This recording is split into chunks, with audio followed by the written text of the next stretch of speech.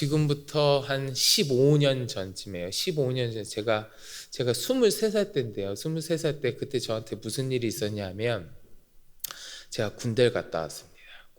그때 군대 갔어요. 23살 때 군대를 가서 제가 2년 동안 군 생활을 했었는데 뭐 여기 앉아 계신 남자분들은 물론 저보다 훨씬 길게 많이 더 혹독하게 그렇게 군 생활을 하셨겠지만 2년 동안 어쨌든 그곳에서 군 생활을 하면서 2년의 시간을 보내면서 저한테 참 많은 추억이 생겼겠죠. 많은 일들이 있었고 많은 추억이 생겼고 또 지금도 그때 군 생활할 때 같이 지냈던 사람들하고 연락을 주고받으면서 참 잘 지내고 있는데 군대에 있을 때를 생각하면 떠오르는 수많은 기억들, 수많은 추억들 속에서 잊을 수 없는 특별한 기억 한 가지가 있는데 그게 뭐냐 하면 한여름에 받았던 유격훈련이에요. 유격훈련 받았던 게 참 기억이 많이 납니다. 남자분들은 참 잘 아실 거고 여자분들한테는 굉장히 지루한 이야기가 될 것 같긴 한데 유격훈련이 어떤 건지 여러분들 한 번은 들어보셨을 거예요. 뭔지 대충은 짐작하실 겁니다.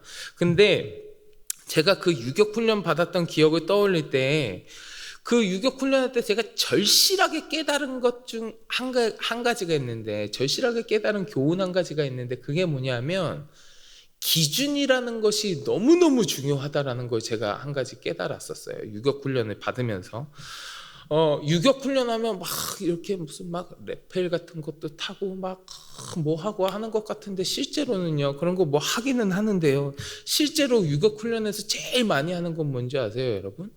그 넓은 연병장, 그 넓은 운동장에서 계속 뜀박질하면서 막 체조하는 거예요.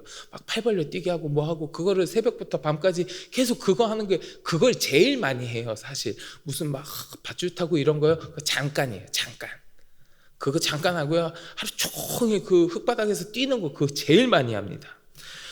수백 명이 동시에 훈련 받잖아요. 수백 명이 동시에 훈련 받거든요. 그러니까 수백 명이 쫙 퍼져갖고 막 팔 벌려 뛰게 하고 하려면 그 운동장이 얼마나 넓어야겠어요. 그 연병장이요 굉장히 넓거든요. 아주 광야랑 광야 같아요. 엄청나게 넓습니다. 수백 명이 뛰어도 한참 남을 만큼 굉장히 넓은 연병장에서 막 유격체조 했던 기억이 있는데 앞에서 조교가 딱 서갖고 아무나 이렇게 탁 찍어요. 탁 찍으면 야 너 뭐 맨 앞에 5번째 너 기준 하면 자 양팔 간격 좌우로 벌려 그러면 팍 뛰어가는 거예요. 얘 기준 딱 세워놓고 쫙 퍼지는 거예요.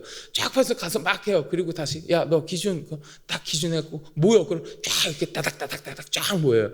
근데 여러분 수백 명이 이렇게 쫙 모였다가 수백 명이 쫙 벌어지면 요 맨 끝에 있는 애는 진짜 힘들어 죽어요. 엄청 많이 뛰어야 돼요. 엄청 많이 뛰는 거예요. 그러니까 이게 제일 힘들어요. 모였다 흩어졌다 모였다 흩어졌다 이걸 계속 하니까 이게 제일 힘들어요. 제일 힘들었던 기억이 있는데 한 번은요 조교가 딱 찍었어요. 야 너 앞에 뭐 6번째 있는 애 기준 자 체조하게 양팔 간격으로 벌려. 그러니까 이렇게 쫙 뛰는 거예요. 그때 마침 제가 끝에서 거의 끝에쯤에 있었어요. 그러니까 막 뒤 돌아볼 것도 없어요. 엄청 많이 가야 되는 건 이미 알고 있으니까 막 뛰어가는 거야. 막 뛰어가다가 옆에 있는 애가 슬슬 멈추기 시작하면 그때쯤 저도 이렇게 슬슬 멈추다가 이렇게 간격 맞추는 거거든요. 해서 뛰었어요. 막 뛰어가는데 얘가 멈출 생각을 안 하는 거예요. 얘가 제 옆에 있는 애가 안 멈출까 저도 그냥 계속 뛰는 거예요. 계속 뛰다 한참 뛰다 보니까 너무 이상해. 너무 많이 뛰는 것 같아. 그래서 얘가 왜 이러나 이러고 보면서 겨우 이러고 이상해. 다들 이상한 생각하면서 멈췄거든요. 멈췄는데 나중에 알고 보니까 기준 딱 찍어줬는데 걔 기준은 가만히 있어야 되는데 지도 같이 뛴 거야. 그러니까 수백 명이 동시에 그냥 계속 뛰고 있는 거예요. 기준 못했다고 엄청 또 기합받고 그랬죠. 엄청 기합받고 그랬는데 자 여러분 우리의 삶에 있어서도 기준이 되어주는 것이 무엇이냐 기준이 있느냐 없느냐에 따라서 내 삶의 방향이요 엄청나게 달라집니다. 엄청나게 달라지고요 우리의 신앙생활도 마찬가지예요.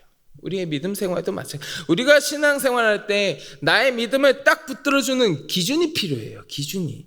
내 믿음이 지금 올바른 방향으로 나아가고 있는가? 내 믿음이 잘 성장하고 있는가? 내가 지금 엉뚱한 방향으로 나아가는 신앙생활을 하고 있지는 않은가? 나의 신앙이 삐뚤어진 신앙이 되어가고 있지는 않는가? 그것을 판가름할 수 있도록 내 신앙, 내 믿음을 딱 붙들어주는 기준이 필요합니다. 기준이요.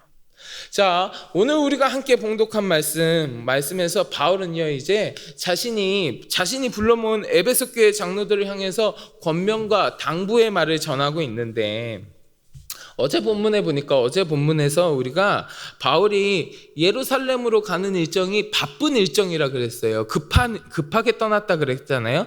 그 바쁜 와중에서도 이 에베소 교회 장로들을 불러서 가르침을 전했다라는 사실을 우리가 어제 함께 나누었었는데, 오늘 본문에서 왜 그렇게 바쁜 일정 가운데에서도 이들을 불러서 가르침을 전할 수밖에 없었는지 그 이유가 명확하게 나옵니다. 그 이유.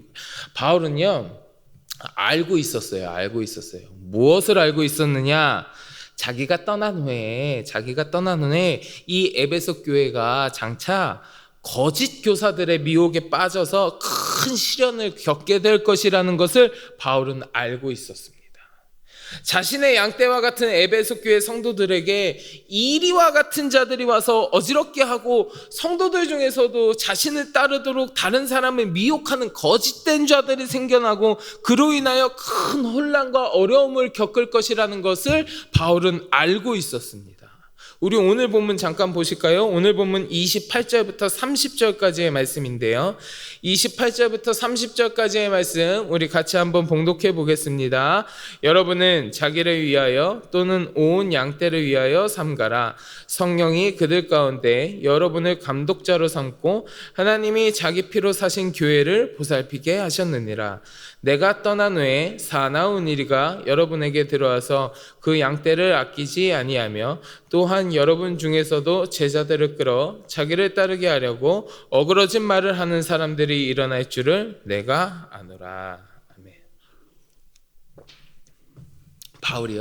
바울이 이 에베소라는 지역에서 3년 동안 정말 각고의 노력을 다하면서 복음을 전한 이 사랑하는 교회 가운데, 자기가 너무너무 사랑하는 이 교회 가운데에 거짓 선생들이 침투하여 교회를 미혹해 할 것을 생각하니까 바울의 마음이요, 얼마나 아팠겠습니까? 얼마나 걱정됐겠어요. 그렇기 때문에 너무 걱정되고 그 상황이 벌어질 게 너무 안타까우니까 바울이 바쁜 일정 중에서도 그냥 지나치지 못하고 그곳의 장로들을 불러서 당부하는 이야기를 전하는 거예요. 이 상황만 놓고 보더라도 바울이 에베소 교회를 얼마나 사랑했는지, 얼마나 아꼈는지 우리가 짐작할 수 있는데, 계속해서 오늘 보면 31절을 보면, 31절 한번 봉독해 볼까요? 31절 말씀 봉독하겠습니다. 그러므로 여러분이 읽게요. 내가 3년이나 밤낮 쉬지 않고 눈물로 각 사람을 훈계하던 것을 기억하라. 아멘. 너희에게 어려움이 올 거야. 너희를 미혹하는 자가 와서 너희를 힘들게 할 거야. 그때가 왔을 때에 너희들은 꼭 내가 전한 말씀, 내가 눈물로 훈계하던 것을 기억하거라. 바울은 이렇게 당부하고 있는 거예요. 자, 근데 이 바울의 당부에서 우리가 한 가지 기억하고 눈여겨보아야 할 점이 있습니다. 그것이 무엇이냐 하면, 바울이 너희가 어려움을 당했을 때 기억하라고 하는 것이 무엇인지 우리가 눈여겨보아야 돼요. 바울은요, 너희가 어려움을 당했을 때 자기가 전하였던, 눈물로 각 사람을 훈계하였던 것, 즉 자신이 전한 말씀, 하나님의 말씀을 기억하라고 이야기하고 있는 겁니다. 너희를 미혹하는 거짓 선지자들이 나타날 것이야. 그래서 너희가 힘들게 될 것이야. 그때를 대비해서 내가 대처할 수 있는 방법을 준비했다. 아니면 그런 자들에게 이런 무기를 써서 대처해라. 무기를 쥐어주거나, 아니면 특별한 법을 제정해서 그들을 엄벌에 처하도록 하여라. 아니면 그들을 물리칠 수 있는 능력을 너희에게 주었다. 이렇게 이야기하는 거 아니에요. 지금 그렇게 이야기하는 게 아니고, 그저 지금까지 내가 너희에게 전하여 준 말씀을 기억하라고 이야기하고 있는 겁니다. 말씀을 기억하라. 바울은 왜 이렇게 이야기했을까요? 앞으로 어려움이 벌어질 거 뻔히 알고 있었다 그랬잖아요. 이미 다 알고 있었다. 그러면 그때를 대비해서 무슨 구체적인 방법을 잘 준비하면 더 효과적일 수도 있었을 텐데 바울은 그게 아니잖아요. 말씀을 기억해라. 말씀을 기억해라. 이 얘기만 하고 있는 거예요. 바울이 왜 이렇게 이야기했냐 하면 바울은요, 교회가 또 성도들이 말씀을요, 하나님의 말씀을 기억하고 하나님의 말씀을 기준으로 삼아야지만 온갖 유혹과 어려움 앞에서 그 믿음이 잘 지켜질 수 있다는 것을 바울은 정확하게 알고 있는 거예요. 교회와 성도의 믿음이 지켜지고 유지되는 힘이 말씀에서부터 나온다라는 바울의 고백입니다. 이 이야기는. 바울은 그것을 명확하게 알고 있고 고백하고 있는 거예요. 그래서 이야기하는 거예요. 말씀을 기억하라. 말씀을 기억하라. 32절에서는 바울이 이렇게 이야기하거든요. 우리 오늘 보면 32절 같이 보실까요? 32절 말씀 봉독해 보겠습니다. 지금 내가 여러분을 주와 및 그 은혜의 말씀에 부탁하노니 그 말씀이 여러분을 능히 든든히 세우사 거룩하게 하심을 입은 모든 자 가운데 기업이 있게 하시리라. 아멘. 바울은 지금 이 성도들을 앞으로 지켜줄 수 있는 것이, 이 성도들을 내가 믿고 맡길 수 있는 곳이 말씀이라는 것, 이들이 온갖 유혹과 어려움에서, 이 사람들을 온갖 유혹과 어려움에서 건져줄 수 있는 것이 하나님의 말씀뿐이라는 것을 알았기 때문에 이렇게 이야기할 수 있는 겁니다. 만일에 바울이 에베소 교회를 떠나면서 그들의 어려움을 대비해서 그들을 무슨 어떤 특정한 사람이나 어떤 특정한 단체에 맡긴다고 하였으면 아마도 불안해서 그들을 떠나지 못했을 수도 있습니다. 떠나고 나서도 막 그들이 계속해서 걱정되고 불안해서 전전긍긍하고 그랬을지도 몰라요. 그렇기 때문에 자기가 확실하게 알고 믿고 경험한 그 무엇보다도 능력이 많으신 살아계신 하나님, 그리고 그 은혜의 말씀에 성도들을 부탁하노니, 이렇게 얘기하는 거예요. 내가 너희들을 우리 주와 및 그 은혜의 말씀에 부탁하노니, 이렇게 이야기하는 겁니다. 이 부탁에는 확신도 들어있어요. 무슨 확신이냐? 하나님의 말씀은 이 사람들을 든든히 세울 수 있게 하고 거룩하게 된 모든 사람들 가운데서 유업을 차지할 수 있다라는 확신을 갖고 이야기하는 겁니다. 그 말씀이 32절인 거예요. 32절. 사랑하는 성도 여러분, 하나님의 말씀은요, 하나님의 말씀은 그 무엇보다 힘이 있고 능력이 있습니다.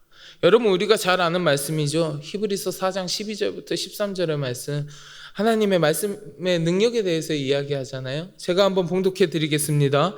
하나님의 말씀은 살아있고 활력이 있어 좌우의 날선 어떤 검보다도 예리하여 혼과 영과 및 관절과 골수를 찔러 쪼개기까지 하며 또 마음의 생각과 뜻을 판단하나니 지으신 것이 하나도 그 앞에 나타나지 않음이 없고 우리의 결산을 받으실 이의 눈앞에 만물이 벌거벗은 것 같이 드러나느니라. 아멘. 바울은요, 에베소 교회의 모든 성도들을 부탁하는데 그리스도와 그 은혜의 말씀에 의탁하였습니다.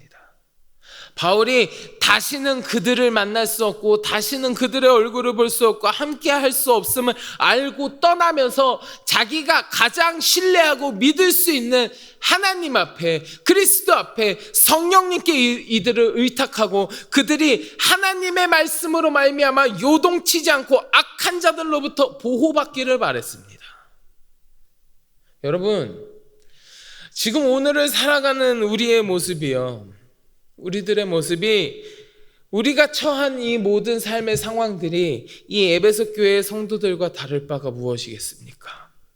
오히려 바울이 걱정하던 것처럼 온갖 거짓과 제약이 우리들을 미혹하고 힘들게 하는 일이 이미 우리에게는 엄청나게 많이 펼쳐져 있습니다. 여러분, 얼마나 많은 이단의 세력들이 우리 주위에 있는지 아십니까? 우리를 미혹하고 유혹하는 수많은 죄악들이 얼마나 이 세대에 많이 펼쳐져 있습니까? 우리가 매일매일 기도할 때마다 그 온갖 죄악들 앞에서 하나님 우리를 불쌍히 여겨주시고 하나님 지켜주시고 보호하여 주옵소서 얼마나 많이 기도합니까?